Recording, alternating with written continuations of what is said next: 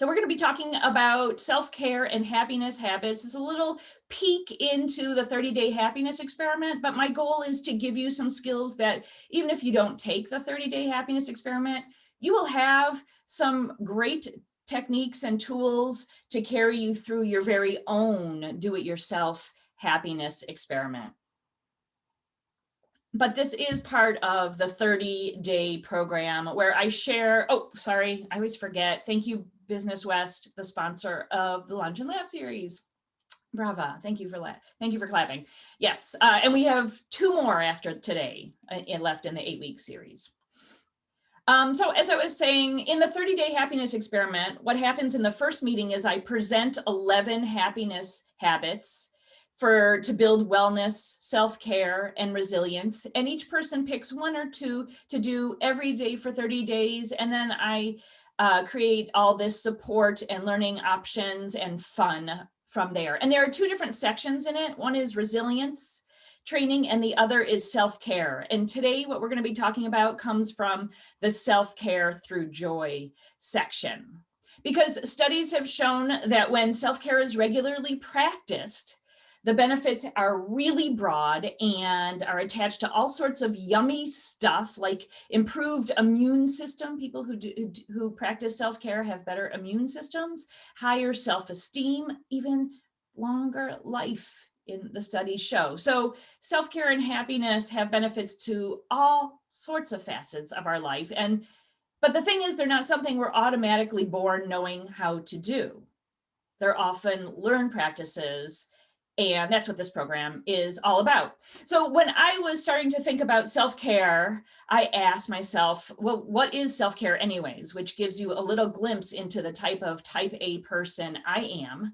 Right? I'm an Energizer bunny. I just keep running until I run out of batteries, which is not, this is sort of like a physician heal thyself sort of thing. So I'm learning about self-care as I'm facilitating self-care because I think experiencing it with other people is a great way to learn it.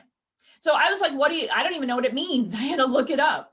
And so the World Health Organization has this very fancy definition for it, and then I was like, that's too many words for me. So then I looked up another definition and found a doctor who said, basically, it's anything you do for yourself that feels nourishing. I think of it anything that feeds your energy and positivity tank. So there are some things in life that depletes our tank and some things in life that feed our tank. And I believe that self-care is something to help ourselves refill our tank. And my self-care is going to be different than your self-care, and everybody gets to define their own. But I do know this, what self-care is not. Self-care is not selfish. In fact, I believe self-care is other care, right? When we're taking time to take care of ourselves, when we're taking time to nourish ourselves, to refill our tank, we're doing that so we can go on and take care of the people in our lives. So we could be perhaps political activists or global activists or climate activists, or whatever we need to do to take care of the people in our world. And plus, by the way, taking care of yourself is a really good thing, right? I think self-care has this ability, this element of self-nourishing, but I also in this program believe there are these 2 different other elements, and I'll just talk about these real quickly. One is intentionality. I think that's a really important component to bring into self-care. So you could do something that feels nourishing without intention, or you could do it with intention. And I think if you do it with intention, it counts more, basically. So for example, for me, I find what fills my tank is taking 5 or 10 minutes after lunch and drinking a cup of tea and reading the paper. That is nourishing for me. And I can do that activity without thinking about it, or I can do it with intention, saying like, this is how I am now deciding to take these 5 or 10 minutes to refill my tank. And the same thing with mindfulness, right? So actually taking time to enjoy the tea, to appreciate having the kind of schedule that allows me to fit in an extra 10 minutes for self-care after lunch. So that's what today's presentation and the 30-day happiness experiment is all about. I want to help you be more mindful about where you focus your time and energy, and bringing intention and mindfulness into any habit that you decide to practice as self-care. Now, I said there are 11 different habits that I present for the whole big 30-day program, and I've selected 3 of them today. And normally, like you notice, play more is in there. Play is a really, really important part of everything I do because I'm an improviser. I love playing. We're not going to hit play today because we've done that before in some other lunch and laughs, sorry. But we will add in connection, which is really, really important. But come back next week, we'll play some games. So I wanted to talk about 3 different ones that give you a really different idea of how you could practice self-care. And they're all immediately applicable, by the way. And even if you don't sign up for the workshop, you could do one of these 3 on your own and have your own do-it-yourself happiness experiment if you wanted to do it every day for 30 days. If you attended the Positivity Lunch and Laugh, you heard about Positivity Blueberries, always good to practice because I believe that positivity is like going blueberry picking. At first you walk up to the bush and you don't see any blueberries, and then you notice one, and once you notice one, oh, there's another one and another. So that bush that seemed empty before is now full of blueberries, because humans are pattern makers. And when we train our brains to look for certain things, we will find examples of it. I believe it's the same thing with positivity. This habit trains our brains to look for positive. And the more positive we look, the more it tends to be attracted to our lives. So this is how this habit goes. You notice I have on there 2 sizes. I size all of them. This one comes in size small or medium, which means you could do a size small version, which only takes like 1 or 2 minutes a day. Or this one even less, and size medium would take around 5 minutes a day if you did the size medium version. So the size small version would be at the end of the day or at any point during the day, you would think of 3 positive things that happened in the last 24 hours. If you wanted to do the size medium version of it, you could have this sheet of paper or just a regular old notebook. You keep it right by your bed and just jot down 3 positive things that happened that day. Right? I really recommend you build in some sort of reminder, whether it's a pop-up or a note that reminds you to do it, because we want to make sure it becomes a habit. So trying to do it every day for 30 days will build that into your repertoire of self-care. I think you might also notice that this practice, and I'm going to have you practice this in a minute, it builds mindfulness into what feels nourishing. So at the end of the day, you might notice, like for me, when I was doing this every day for 30 days, I noticed that moments of connection, conversations, when I went to teach or having a funny little joke at the end of class with somebody, that would be the most positive part of my day.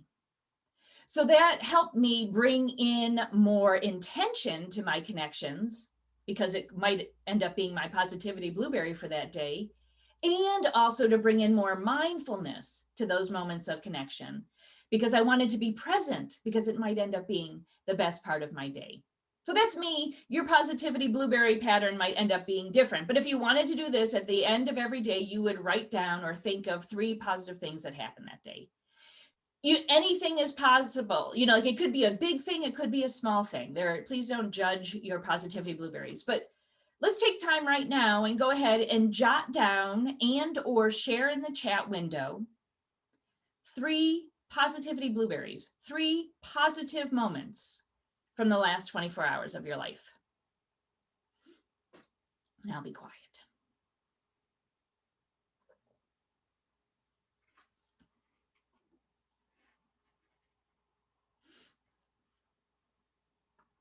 And like I said, if you want to share them in the chat window, that even spreads more. Yeah, good conversation. Excellent. Walking on a sunny day, Laura says. The sun is so great.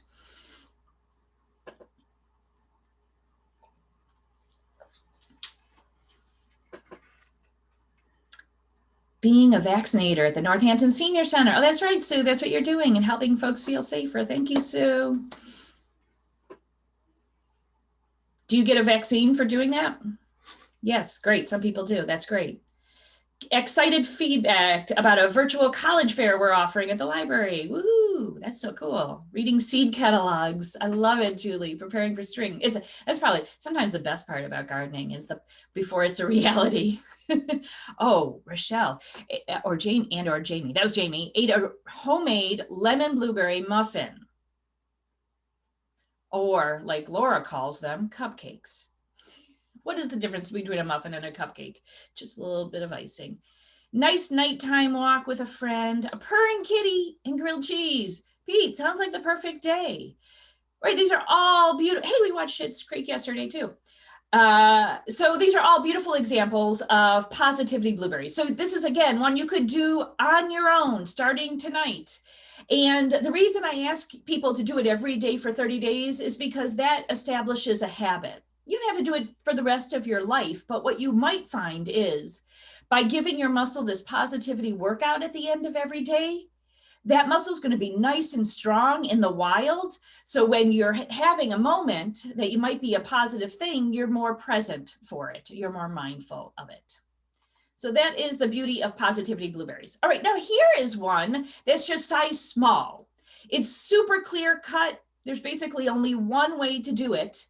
And this is one of Sue's favorites, actually, the bed making challenge. Like I like to share, for the first 50 or so years of my life, I guess I didn't make a bed when I had a crib, but for several decades, I didn't make a bed. I didn't make my bed. I'm a super type A person, and it didn't seem logical that I would make my bed just to unmake it at the end of the day. But then I read, as I was researching happiness, I think it was in Sean Achor's book, which is really great, about happiness, that people who make their bed every day tend to rate as happier. I was like, that's BS. So I'm going to prove it as false by trying it every day. It was true for me, at least. And I know Sue did this in a previous 30-day happiness experiment, and she's still making her bed, or at least was still making her bed every day. It's crazy. So this one, it takes 30 seconds. So size small. There's only one way to do it. You just make your bed, whatever you call making your bed at the end of the day. It's a lovely thing, in my experience. First of all, I've done my happiness and self-care habit, boom, right out the door before I even start my day. I haven't even eaten breakfast, and I've already practiced self-care, happiness, and resilience. And then also, right, and the cats will like it better too. Yeah, my dog always sleeps on it right after I make it. And the other thing is like this nice little gift that you give yourself at the end of the day. So you come into your bedroom at the end of the day, it looks nice and tidy, and it's this little act of self-compassion. So if you were interested in doing this, you could try it out too by trying to make your bed every single day for 30 days. You might find, and this is something we work on in the 30-day experiment itself, you might find that this little voice in your head says, I don't have time today to make my bed. I'm just going to run out and forget about it. And that's a moment that you just stop and take a breath and just be like, you know what? I made a commitment to do it. I'll do it only for 30 days. If I hate it, I'll never have to do it again. So you sort of have to talk yourself into it sometimes until it becomes a habit. And then you might hate it. And so if you do, send me an email and be like, that didn't make me any happier. At least you'll know, and then you can try something else. So this happiness habit is super simple, right? There's really only one way to do it. It's size small. This one I picked to share with you today, rest management, is size medium or large. So it could take anywhere from 5 to over 10 minutes a day. And basically and there are many, many ways of doing it. In fact, anyone who chooses this one, and this is the one I'm going to do for my 30-day happiness experiment, because I always do it with every new group I go through. But what you would do is you'd learn a little bit about rest management for the first part of the happiness experiment. And if you wanted to do this, you'd spend the next few days doing a little research, just Google it, about rest management, or email me and I'll send you some resources. And then pick 1 or 2 habits to do every day for 30 days.